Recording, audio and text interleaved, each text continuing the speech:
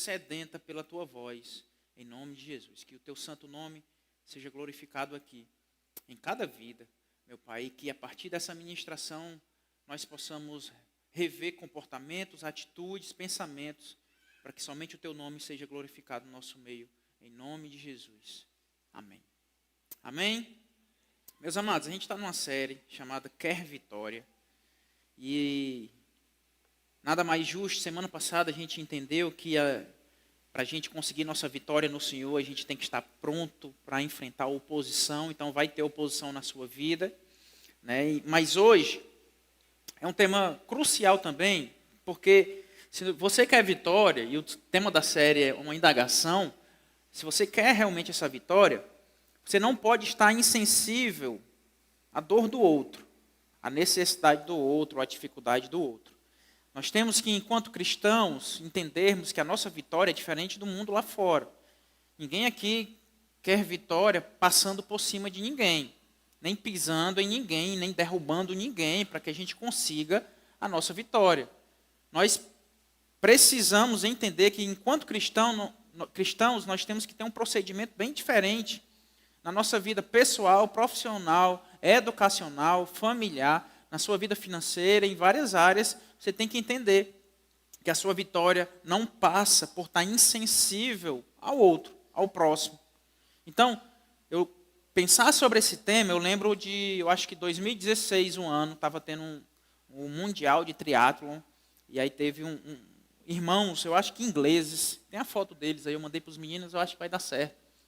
Não sei se você acompanhou, né, os irmãos Brownlee, deu até fome agora, né, lembra de Brownie, mas esse aqui da direita, certo, ele estava bem à frente, na última parte aqui do triatlo, lá no México, e aí, só que ele tem um mal-estar, ele desidrata, e aí ele vai, depois na sua casa você pode ver o vídeo, ele quer cair, alguém da organização chega para ele e o segura. E esse outro aqui, que está à nossa esquerda, é o irmão dele, que vinha em segundo lugar. E aí o irmão dele, juntamente com o terceiro lugar, vinham bem juntos. No vídeo você vai ver isso. E o irmão dele resolve não ganhar a prova. Faltando 700 metros para a chegada, ele resolve pegar a mão do irmão e nós vamos passar por isso aqui juntos. Não tem sentido eu ganhar essa prova aqui e eu ver o meu irmão ficar para trás, ficar no chão e desistir da prova. E aí ele faz isso, abre mão da vitória segundo os homens, mas ele leva o irmão dele até a linha de chegada. Não só isso, mas cede o segundo lugar para ele. Na linha de chegada, é até meio que engraçado, ele meio que empurra o irmão dele, o irmão cai no chão para passar a linha e ele fica em terceiro lugar. É forte, vale a pena ver, mas enquanto cristãos, nós temos que ter essa mentalidade, como esses irmãos Brownlee aí, de entendermos que a vitória segundo o coração do Senhor é bem diferente do mundo lá fora. Você não tem que estar insensível à dor do outro. Essa série é sobre o livro de Neemias. Semana passada a gente entendeu que Neemias não parou em nenhuma circunstância para reconstruir os muros. A vitória dele, o chamado dele era para reconstruir os muros de Jerusalém. E ele não para, ele continua. Vem a oposição e ele diz, eu não vou parar essa obra que o Senhor me chamou para conversar com a minha oposição. Só que no capítulo 5, é o capítulo que eu amo desse livro, Neemias para. Em meio às obras da reconstrução do muro, ele para.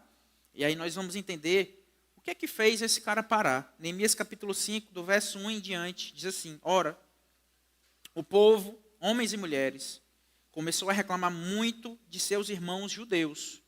Alguns diziam, nós e nossos filhos e filhas somos numerosos. Precisamos de quê, igreja? Para comer e continuar? Existia um primeiro grupo de pessoas que procurou, dizendo assim, olha, nós precisamos de trigo. A gente não tem o que comer. A gente não tem como se alimentar. Estavam com fome. Era o primeiro grupo de pessoas que procura Neemias. Verso 3, outros, segundo grupo, tivemos que penhorar nossas terras, nossas vinhas e nossas casas para conseguir trigo para matar a fome. Então, esse segundo grupo penhora as suas terras, os bens que ele tem para ter trigo, para se alimentar, porque afinal de contas não tem sentido ter bens e não ter o que comer. Verso 4, e ainda outros, terceiro grupo, diziam, tivemos que tomar dinheiro emprestado para pagar um imposto cobrado sobre as nossas terras e as vinhas. O terceiro grupo estava endividado, porque pessoas estavam cobrando impostos pesados dessas pessoas. Verso 5, apesar de sermos do mesmo sangue dos nossos compatriotas e dos nossos filhos serem tão bons quanto os deles, ainda assim temos que sujeitar os nossos filhos e as nossas filhas à escravidão. Ele já não tinha terreno, já não tinha vinha, já não tinha o que entregar. Chegou um momento que, para não passar fome, estava entregando o seu filho, a sua filha, para ser escravo, para que ele tivesse o que comer, para que pudesse se alimentar. E, de fato, alguns de nossas filhas já foram entregues como escravas e não podemos fazer nada, pois as nossas terras e as nossas vinhas pertencem a outros. Verso 6 fala da reação de Neemias. Quando ouvi a reclamação e essas acusações, fiquei furioso. Perceba que no capítulo anterior, capítulo 4, foi onde a gente focou na semana passada, Neemias já tinha construído pelo menos metade dos muros.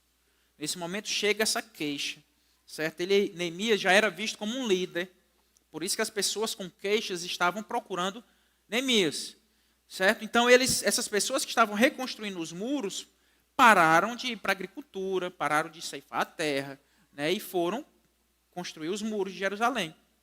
Então, esse problema não surgiu pela reconstrução dos muros, mas foi agravado por conta desse serviço, porque ele deixou a profissão dele, o meio de vida dele, para reconstruir os muros da cidade, certo? Então, não foi a causa desse problema, a reconstrução dos muros, mas foi agravado por isso. Então, chegou ao ponto deles entregarem o filho e a filha para ser escravo, porque eu tinha que me alimentar de alguma forma. Já não tinha terra, já não tinha bens, então eu entrego meu filho e minha filha. Então, Neemias, nesse momento, reconstruindo os muros, olha para aquela situação e diz, olha, parou tudo. Não tem como eu acreditar que eu vou ter vitória, reconstruir os muros, que eu vou ter sucesso nesse negócio aqui, enquanto que os meus companheiros, eles estão passando fome, perdendo suas terras, vendo a sua filha como escrava. Não tem sentido isso. Ou seja, Neemias deixa o chamado dele principal, que ele saiu da terra dele, era copeiro do rei, larga tudo aquilo, chega até Jerusalém para reconstruir os muros, mas ele para tudo aquilo, dá uma pausa naquele projeto e diz assim, olha, eu vou cuidar do meu povo e eu vou resolver essa situação. A grande sacada de hoje, é o que Deus tem para a nossa vida, é que se você quer vitória, sim ou não? Pergunta para a pessoa do seu lado, você quer vitória? Indague a ela, em nome de Jesus. E agora você responde, diz também para ela, não esteja insensível à dor do outro. Meu amado, o conselho do Senhor para a sua vida hoje é que, olha, não vale a pena ter vitória se eu estou fechando os olhos para a realidade ao meu redor. Neemias, ele tinha o projeto de reconstruir os muros de Jerusalém. Só que ele para e diz, não tem sentido eu construir aqui, eu estar com a mão na massa enquanto a galera está passando fome. O sentido da nossa vitória tem que ser um sentido como Jesus via a vitória. Lembrar-se aí dos irmãos Brawley. Não tem, eles são vitoriosos, eles estão sendo citados aqui em Redenção, no Ceará, por algo que eles fizeram um tempão atrás. Isso é ter vitória, é considerar o outro. É entender que, por exemplo, lá no Rio Grande do Sul aconteceu o que aconteceu, e muitas pessoas largaram tudo que estavam fazendo para estar lá, ajudando vidas. A gente viu, um cara que tem mais mídia, eu sei que muitos outros fizeram, mas o cara que teve uma certa visibilidade, o Pedro Scooby, surfista, ia com a galera dele, com a tropa dele lá, com jet ski, e aí ele salvando um monte de vidas, resgatando pessoas, largou o que estava fazendo, os projetos dele, por quê? Vidas estavam precisando de ajuda. O cristão, meu amado, tem que entender isso. A nossa vitória só faz sentido se eu estiver sensível à dor do outro. Não sei se alguém aqui quer ser um milionário. Alguém? Lembra daquele filme, né? Amém? Quem quer ser um milionário? Amém? Só faz sentido você chegar. Se essa é a vitória que você quer para a sua vida, só faz sentido chegar lá. Se você tiver pessoas amadas ao seu lado, se nessa caminhada você puder ter ajudado pessoas também. Só faz sentido você ter a profissão que você sonha. Alguém aqui quer ser médico? Uma mão aqui na frente, vai ser a médica da igreja, em nome de Jesus. Diga assim, eu recebo. Então entenda que só faz sentido chegar lá Não é pelo jaleco, não é pelo carro que ela vai poder comprar, é para poder ajudar vidas.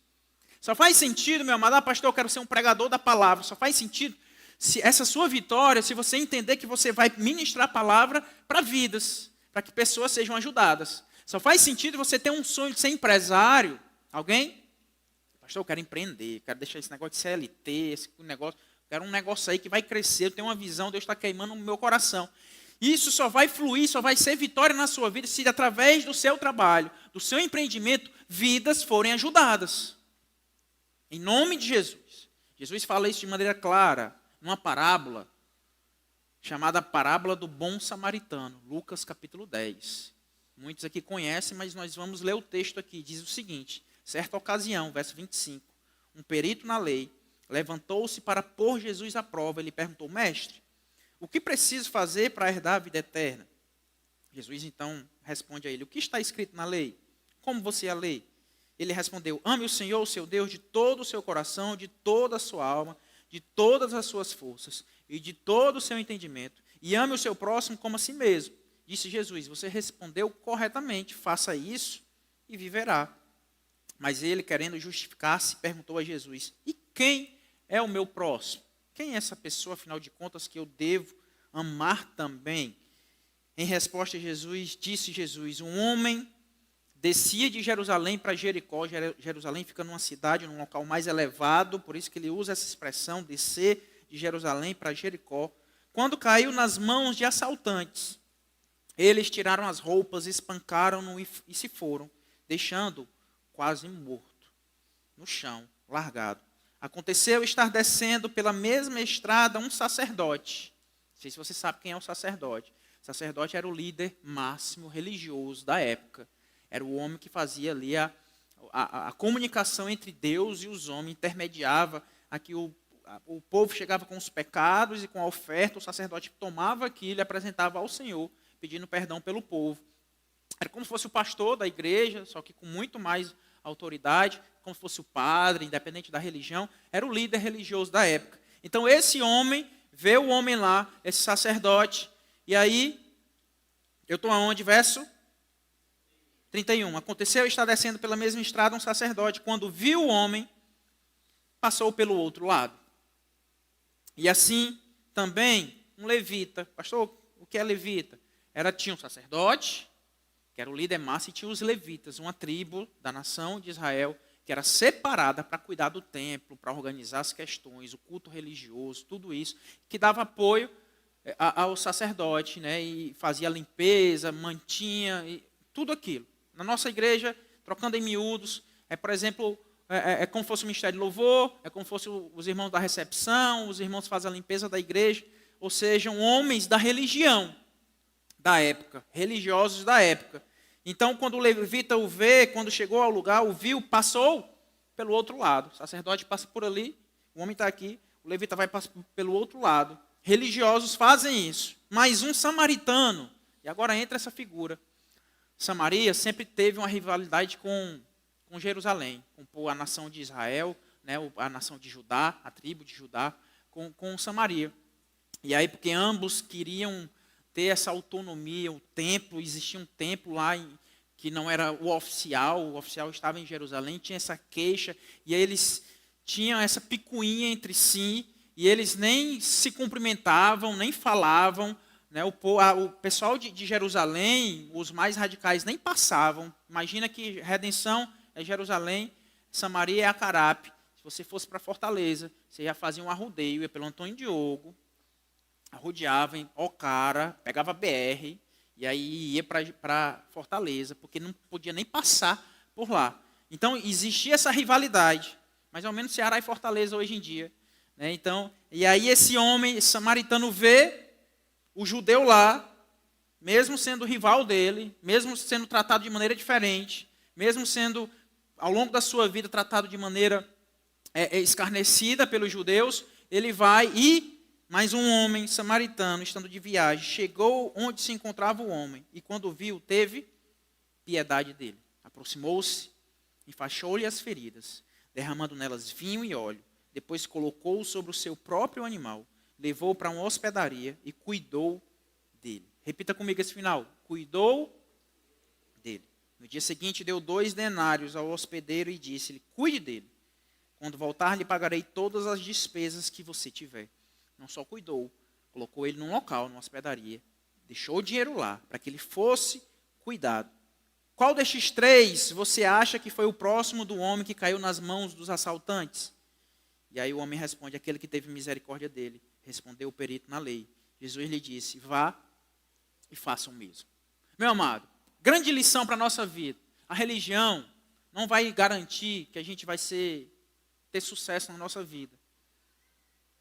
O cargo que você ocupa, religioso, não garante que você tenha um coração segundo a vontade do Senhor para a sua vida. Eu estar aqui falando para vocês nessa noite não garante que eu tenha realmente a noção do que é ser vitorioso. Pregadores pelo Brasil afora, que pregam muito bem, mas não têm o conhecimento de vitória verdadeira a partir de Cristo.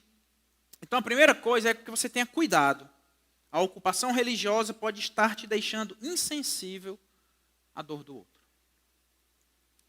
Qual o sentido? Eu estar ministrando aqui à igreja, sabendo que um de vocês está precisando da minha ajuda, e eu estou insensível, porque eu tenho reunião amanhã com a liderança os líderes de GF da igreja, tem congresso de mulher essa semana, tem isso, agenda lotadinha, enquanto que vidas estão precisando de cuidado. Certa vez, eu tenho um pouco tempo de pastor, mas algumas questões chegam a mim, até porque a nossa igreja é de médio e grande porte já para a realidade dessa cidade. Muitas pessoas chegam falando várias coisas. Certa vez me doeu ouvir de uma pessoa a seguinte frase: pastor, nós não vamos expulsar o fulano porque ele fez isso ou porque ele cometeu aquilo. Me doeu demais, porque a religião, meu amado, a religião que nós entendemos segundo o coração do Senhor, não é sobre isso. Não é sobre não cuidarmos. E a pessoa justificava: porque, pastor, se a gente não fizer isso, o que é que vão falar da Florescer lá fora? Me doeu ainda mais, porque a preocupação, e Mateus 18 fala do passo a passo, da pessoa exortar, até chegar a um ponto realmente da pessoa ser convidada a não fazer parte mais daquele corpo, mas é um passo a passo de resgate, de amor, de querer restaurar a pessoa, e não prestar contas lá fora. Nós não vamos ser vitoriosos enquanto igreja se a gente começar a eliminar pessoas aqui no nosso meio. Eu trazer minha arminha de airsoft lá da minha casa, num certo culto aqui, e tá derrubando um por um aqui, porque eu estou sabendo de pecados aqui. Que vitória é essa? Que religião é essa? Que a gente vai excluir pessoas simplesmente para que lá fora as pessoas vejam o quanto a gente é duro, mas que vai contra a palavra do Senhor. A religião de verdade não é essa. Nós temos alguns desafios aqui enquanto igreja grande. Infelizmente eu não tenho uma memória tão boa e não consigo ver todas as pessoas que estão vindo para o culto. Nós temos 2 cultos aos domingos.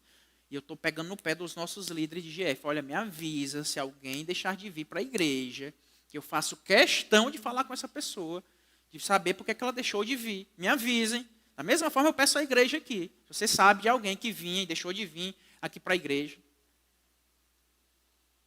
Deu certo, Marcelo? Usa a outra mão, acho que fica mais fácil. Se você sabe, em nome de Jesus, de alguém que, pastor, vinha, deixou de vir, manda uma mensagem para mim, em nome de Jesus. Porque não é sobre números, não é sobre 2 cultos com 250 pessoas em cada culto, não é sobre isso. É sobre o José, que deixou de vir para a igreja. É sobre a Maria, que no meio da dificuldade não teve o apoio da igreja. A religião de verdade é largar tudo, toda a nossa programação, toda a nossa semana, toda a nossa agenda e ao encontro da pessoa que está precisando ser cuidada, ser amada. Olha para a pessoa do seu lado, em nome de Jesus. Você não vai falar nada para ela agora, só olha. Por favor, decora esse rosto na sua mente, em nome de Jesus. Eu vou fazer uma aliança com você agora. Se essa pessoa, você começar a perceber que ela não veio mais para a igreja, pega no pé dela, em nome de Jesus. Nós não podemos aceitar que aí a Florescer avance 3, 4, 5 cultos, eu vou para um outro local, mas se o Josézinho, a irmã do Coque, ficou para trás, não faz parte, isso não é vitória. Cada vida aqui é muito importante. Diga isso para a pessoa do seu lado, isso é importante. Eu vou pegar no seu pé. Em nome de Jesus, igreja, não são números, não é um bloco de pessoas. São vidas. A gente vê isso ao longo da história. José foi chamado a ser governador do Egito. Ele para tudo para olhar para a sua família, que estava passando necessidade. Ao longo da história, a gente vê isso. Abraão para a sua promessa para ir ao encontro do seu sobrinho, que estava passando dificuldades. Jesus ia ressuscitar a filha de Jairo, e ele para ir de encontro à mulher do fluxo de sangue. Não tem sentido, igreja, a gente ter uma visão, um projeto, e nós não pararmos diante da necessidade do outro, ou do grito do outro. A religião pode nos tornar blindados, achar que ser crente é vir para o culto, vir para a igreja, viver de programação, de agenda, e cumprir, e cumprir. Mas larga isso em nome de Jesus. A religião verdadeira, Tiago capítulo 1, verso 27. Eu estou pulando algumas coisas aí. Mas 27. Diz assim, a religião que Deus, o nosso Pai, aceita como pura e imaculada é esta. Sabe qual é? Cuidar dos órfãos e das viúvas em suas e não se deixar corromper pelo mundo. Quer entender a religião verdadeira? Eu vou cuidar de quem está passando necessidade. Qual a necessidade que a pessoa está enfrentando? Aqui está falando, pastor, é órfão e viúva? Então pronto, está resolvido. Não conheço nenhuma viúva e nenhum órfão. Entenda o seguinte, não seja leigo na palavra. No contexto desse texto aqui, os órfãos e as viúvas eram o público vulnerável. Eram as pessoas que precisavam ser assistidas, serem cuidadas. Mas na nossa realidade hoje, quem é esse público? Quem são essas pessoas que precisam ser assistidas e cuidadas e amadas pela igreja? Não tem sentido, igreja. Vivermos aqui, tá nesse climinha agradável, ar-condicionado ligado, a poltrona aqui confortável, um som bom, iluminação boa, e a gente não está sensível à necessidade do próximo. Nós temos que largar tudo. A reconstrução que for, o projeto que for, a programação que for, e parar tudo para vir. Eu quero escutar o que é que você está precisando. Em nome de Jesus. Não tem sentido nenhum ministério aqui caminhar e não olhar de lado. Fulano de tal não vem, não está bem. Tá bom, não serve mais. Não quer servir, não serve. É uma honra sua servir, é verdade. Mas não vamos descartar pessoas, vamos insistir com vidas. Meu irmão, por que você parou de servir? Vamos lá. Você era uma bênção tocando aqui, bateria na igreja. Vamos lá, vamos voltar. Você faz falta, você é amado. Não é só pelo seu serviço, é porque a gente te ama, porque a gente gosta de você. Eu quero que você continue, porque a minha vitória faz parte de eu te carregar. Eu estar com você, em nome de Jesus. Então, viver a igreja não é sobre darmos passos individuais, mas é sobre caminharmos com pessoas ao nosso lado. Você quer vitória, sim ou não? Não descarte vidas, em nome de Jesus. Não seja um religioso chato. Neemias, no capítulo 5, verso 6, diz assim, quando ouvi a reclamação e essas acusações, fiquei furioso. Qual a última vez que uma reclamação de uma necessidade mexeu com seus sentimentos? Essa semana eu fui para Fortaleza atolado. Saí daqui pouco mais de meio-dia. Tinha um monte de coisa para resolver. Estava lá no estacionamento lá da Carajás. Um monte de coisa. Tarefa para fazer. Chega um homem vendendo alguma coisa. Depois do meu coração, nem sendo sincero para vocês. O homem veio, olha, eu quero ter isso aqui. Eu estava com alguma coisa na mão para vender. Eu disse, olha, meu irmão, eu estou muito ocupado. Infelizmente não vou poder te ouvir.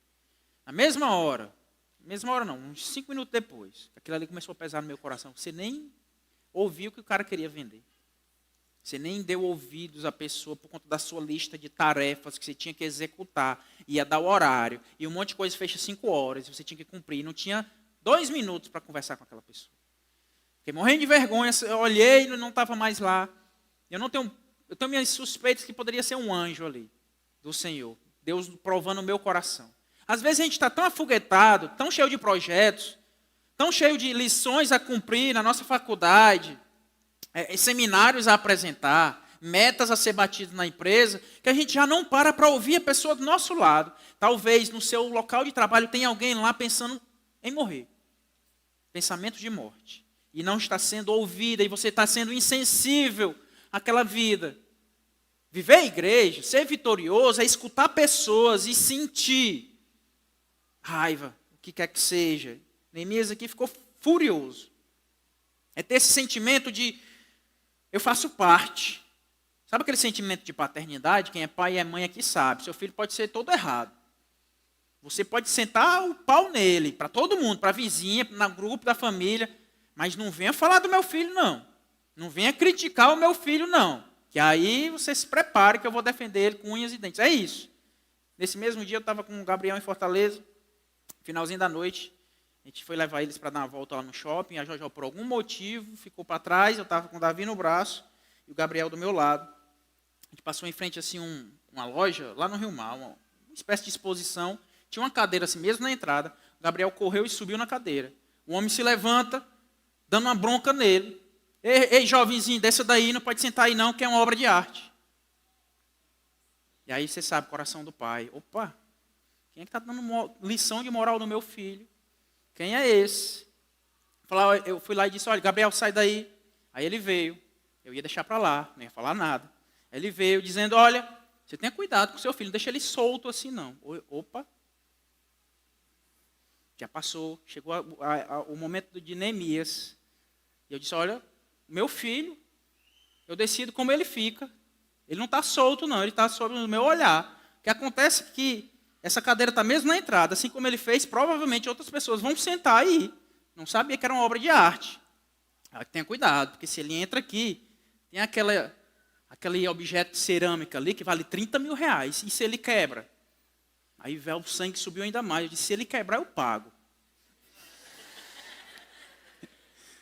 Não se preocupe, se meu filho quebrar alguma coisa aí, eu pago. Saí de lá, andando com o Gabriel. O Gabriel, eu não escutei, mas no pensamento dele, ele vendo eu falando com o homem, ele todo inchado. Meu pai paga, meu pai paga. A gente dobrou assim a esquina. Eu parei com ele, Gabriel, pelo amor de Deus. Se você quebra um negócio daquele ali, eu vou vender meu carro para pagar um negócio daquele, uma besteira daquela ali. Não entre mais nenhuma loja aqui. Mas proteção. Meu filho podia estar errado, mas eu estava ali, guardando os meus filhos. Porque outro quis dar lição de moral nele. A igreja do Senhor Jesus, você tem que ter essa sensação de proteção pelas pessoas ao nosso redor. Guardar pessoas. Neemias abandona lá o muro, o projeto, e vem cá, eu vou proteger vocês. Você vai ver, verso 7, ele marca uma reunião com essas pessoas e argumenta e diz que está errado o que vocês estão fazendo, estão explorando o seu próprio povo. Esses homens se arrependem no meio aí do livro, do capítulo 5, e o povo vai e vive um alívio, há arrependimento, e há uma nova etapa na vida das pessoas. Tudo isso porque Neemias foi sensível à dor do outro. Esse mês é um mês conhecido como Maio Laranja.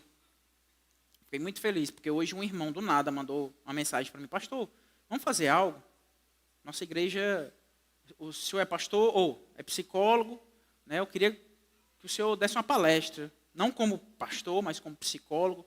Como é que a gente poderia, de alguma forma como igreja, instruir a igreja e a comunidade aqui da região sobre o combate ao abuso, né, e a exploração sexual de crianças e adolescentes, porque o mês de maio aponta para isso. Eu disse, top, super top. Próxima, passando essa quarta na outra, está livre, tem nada na igreja. Se quiser marcar para essa data, fico feliz. Porque esse tipo de coisas tem que borbulhar no meio da igreja. Pessoas têm que ver necessidades, tem que gerar sentimentos na pessoa, seja raiva, fúria, o que quer que seja, mas a gente tem que agir para que vidas sejam libertadas. Nós temos que olhar ao nosso redor e ver necessidades, tem que gerar sentimento em nós, e a igreja vai e ora. Intercede por essas pessoas. A igreja vai lá na comunidade que está com pobreza e oferece algo, um curso de capacitação, mas fazermos algo, ações sociais sobre isso. O que acontece é que às vezes a gente está muito passivo, muito parado, porque a gente tem a desculpa perfeita, religiosa perfeita. Não posso não, porque eu tenho um ensaio do louvor. E aí o cara está lá no chão, e eu passo de largo, porque eu não posso chegar atrasado no culto ou no ensaio. A gente tem a desculpa perfeita que eu não fui visitar fulano porque eu tinha GF naquela noite. E a gente vai se blindando de desculpas religiosas, como sacerdote, como levita, para não ajudar a pessoa que está lá no chão. Talvez a pessoa que está no chão é da sua casa, da sua família, precisando de ajuda. E nós, vivendo uma religiosidade de horários, de programações e de blindagem espiritual e de aparência, a Enquanto que vidas estão precisando ser resgatadas. Olha para a sua família. Olha para os seus amigos. Talvez você tenha que ser o próximo de alguém que está lá no chão. E ajudar essas vidas em nome de Jesus. O verso 1 diz assim, ora, o povo, homens e mulheres, começou a reclamar muito de seus irmãos judeus. Entenda o seguinte, a vitória de verdade considera a reclamação do outro. Você tem que ouvir. Desconfie em nome de Jesus de vitórias que descartam as pessoas que te amam de verdade. Pastor, para eu passar nesse concurso, eu tenho que descartar minha família, tenho que descartar meus amigos, tenho que descartar o meu GF. Desconfie desse tipo de vitória. Pastor, para eu ter esse sucesso profissional, eu não posso mais me envolver, eu não posso mais participar de Eu Vejo Flores em Você, eu não posso mais participar. Desconfie desse tipo de sucesso em nome de Jesus. Tem pessoas deixando de ter vitórias em algumas áreas, mas sendo vitoriosas aos olhos do Pai em outras muitas áreas, porque tem a visão correta. Escute as pessoas. Neemias só pôde dar um passo, porque ele ouviu a reclamação das pessoas. Talvez você está pensando em começar um relacionamento. Escuta a tua mãe. Escuta teu pai. Escuta as pessoas que te amam em nome de Jesus. Pastor, eu vou dar um passo. Eu vou casar. Antes disso, conversa com essas vidas em nome de Jesus. Conversa com quem te ama. Então, esteja sensível a isso. Vidas, escute as necessidades das pessoas. Talvez a pessoa que está do seu lado aí está com fome. Alguém? Só o pastor está com fome? Eu já venho programado para lanchar entre os dois cultos. Uma hora dessa eu já estou com fome. Qual a necessidade da pessoa do seu lado? Fome. Então, na saída do culto, paga o lanche dela. Em nome de Jesus. Olha para ela e diz isso, paga meu lanche. Exerça a palavra na prática. E não é qualquer lanche, viu? Aí você coloca lá o que é que você quer. Mas é estar sensível, em nome de Jesus. Escute sua mãe. Ei, jovens, cadê nossos jovens? Escuta a mamãe. Às vezes a gente tem as frases prontas. Pastor, ela quer me explorar. Quer que eu trabalhe demais em casa. Lave muita louça. Talvez sua mãe está pedindo ajuda. Eu lembro da minha mãe. Bom tempo da vida dela. Ela trabalhava manhã e tarde no mercadinho dela. E à noite era professora. Eu quase que via minha mãe assim, descansando, quase nunca. Em Redenção a Covardia, que é a semana de redenção é de domingo a domingo. Tem feira no domingo. Ela não tinha descanso para nada. E às vezes ela chegava 10 horas da escola, e aí estava eu e o Arneto com a casa toda bagunçada lá em casa. E ela reclamava, gritava aquilo. Na época eu disse, meu Deus, estou vendo minha mãe agora, ela está tão estressada. Mas na verdade eu tinha que ouvir. Ela estava pedindo ajuda. Tinha um monte de emprego, estava dando conta da gente, e estava ali para cuidar da gente. Escute sua mãe, em nome de Jesus. Para de dizer, olha, minha mãe enche o saco, minha mãe isso, minha mãe aquilo. Escuta, o que é que ela está querendo dizer? O que é que ela está falando para você? O que é que você tem que melhorar na sua vida, em nome de Jesus? Aí ela diz assim, não anda com esses meninos. Não anda com essas meninas. Não é boa companhia para você. Escuta. Deus fala através dos nossos pais. Isso é fato. Certa vez, uma vez eu teimei com a mãe. Fui de bicicleta escondido dela lá pro rio ali do seu Adolfo. Levei uma queda nessa bicicleta. Nunca mais eu esqueço. Nunca mais eu desconsiderei a opinião da minha mãe. Que eu fiquei pensando, meu Deus. Que negócio forte. Pior do que isso, só a Camila olhar para um tênis meu. Mas em nome de Deus, considera o que as pessoas estão falando para você. Considera. Sua mãe, escuta, escuta. Cadê os nossos maridos? Bem grosso, vai. Oi. Escuta sua esposa, homem. Em nome de Jesus. Para de ter o jargão certo. Essa mulher não deixa eu assistir um jogo em paz. Será que ela não quer um pouquinho de atenção?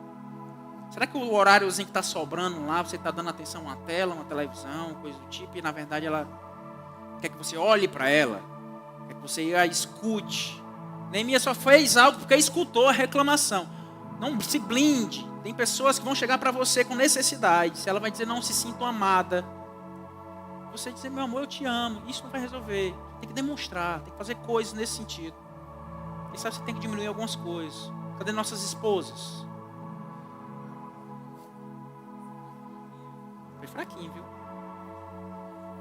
Escuta teu marido. Em nome de Jesus. Se ele te chama ou mulher ignorante, considera isso. Não tem a desculpa certa. Não tem a justificativa certa.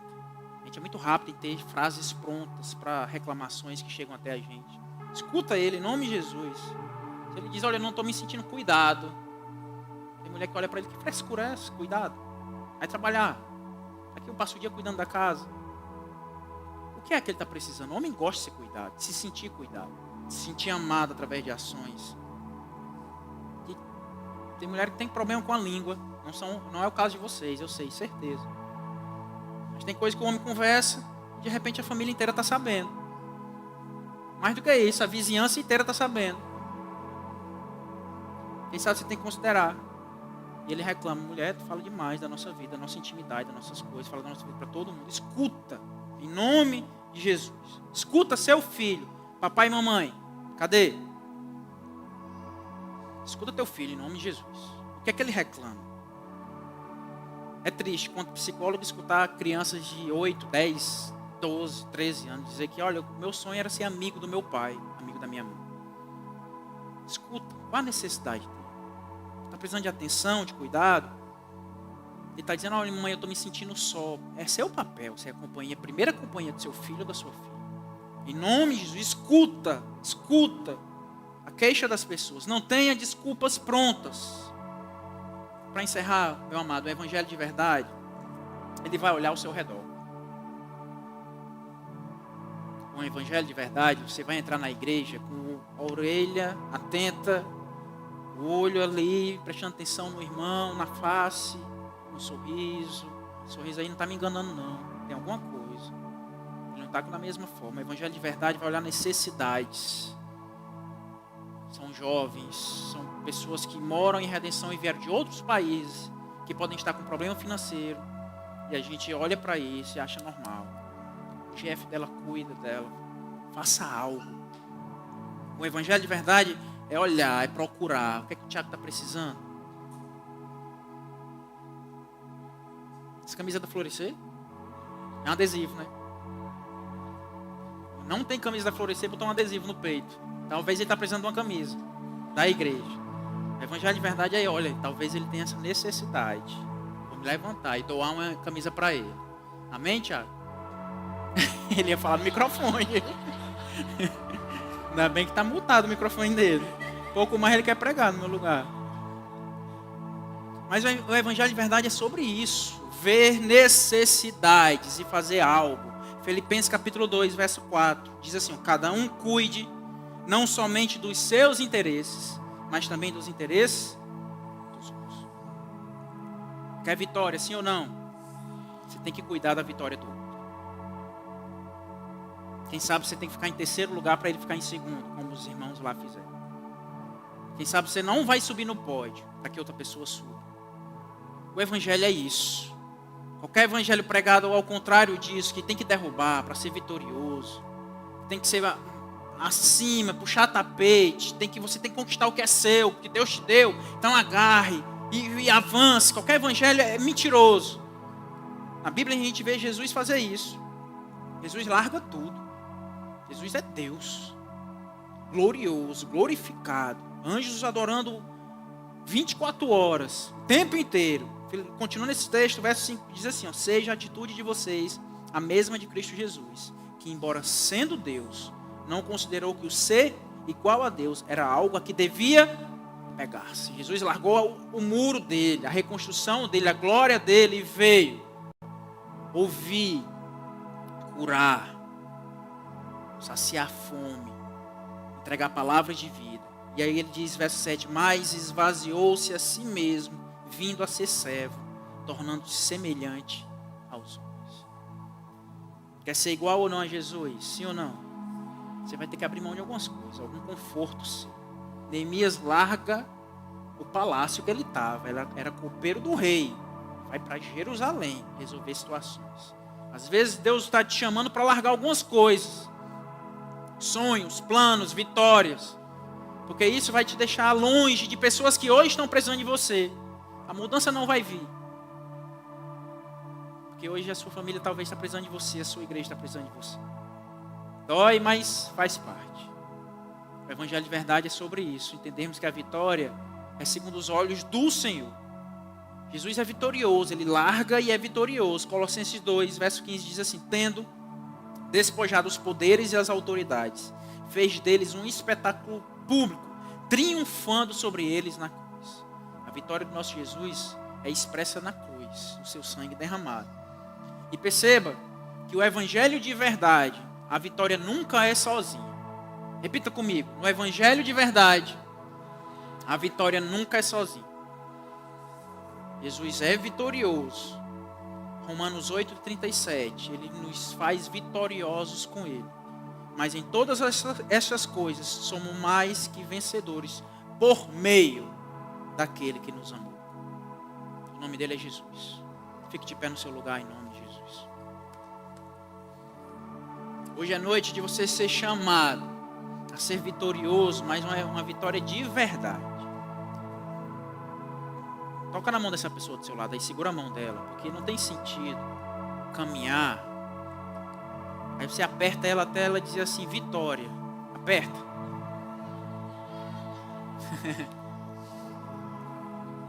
Fecha esse corredor, por favor, dá a mão à pessoa do lado. O evangelho de verdade, meu amado, não é sobre descartarmos pessoas por projetos únicos, pessoais. É sobre incluirmos vidas. Talvez vai demorar um pouco mais. Talvez você vai perder algumas vagas. Mas Deus está lá de cima olhando para você de maneira orgulhosa. É ser o próximo daquele que está jogado lá no chão. Ser o bom samaritano para aquela pessoa. Adiar viagens, adiar projetos, adiar promoções. Não ser tão rico, porque você vai dividir o que Deus tem te dado. Ser vitorioso não tem nada a ver com ter 10 milhões na conta, enquanto que ao redor tem pessoas passando fome. Talvez Deus está te abençoando financeiramente para que vidas sejam abençoadas através de você.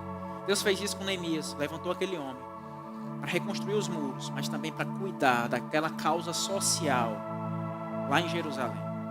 Pessoas perderam suas filhas para a escravidão, pessoas perderam suas terras, pessoas estavam endividadas, pessoas estavam passando fome. A gente olha para Neemias e lembra dos muros. Lembra disso. A vitória dele de verdade está no capítulo 5. Essa igreja é baseada no capítulo 5 de Neemias. O que a gente precisar parar, a gente vai parar para que Deus seja glorificado no nosso meio. Em nome de Jesus. Se você puder, feche seus olhos. Converse com o Senhor de todo o seu coração. Talvez você está sendo uma pessoa egoísta. E seja um momento de você pedir perdão a Deus. Deus, me perdoa, Pai. Porque eu achava que o evangelho é sobre somente eu ser vitorioso. Mas nesse momento você está entendendo que o evangelho de verdade é sobre conquistar de mãos dadas. É sobre ir de encontro ao que está carente, o que está passando fome. Pai, nós te amamos, Pai. E entendemos que o Senhor quer que a nossa igreja seja uma igreja de verdade. Que a gente largue o que for. Largue nossas programações, largue nossos projetos, largue nossos métodos. Se tudo isso tem nos deixado, meu Deus, insensíveis à dor do outro. Assim como Neemias, meu Pai, que a gente não pense duas vezes. Que a gente, seja qual for o projeto da vida dessas pessoas, que essas vidas aqui larguem o que for. Seja um chamado religioso, mas se desconsiderar a dor do outro, está tudo errado. Nós venhamos avançar no reino, como o Senhor fez. Largou toda a tua glória para vir à terra, para suprir a necessidade de salvação do homem, de perdão do homem. O Senhor fez isso, meu Pai. Nos perdoa por, às vezes, sermos cristãos que não expressam isso. Estamos agarrados aos nossos ministérios, à nossa igreja, ao nosso cargo, aos nossos bens, enquanto que o outro está clamando por ajuda e a igreja está ali, vivendo o mundinho dela. Que isso mude no nosso coração.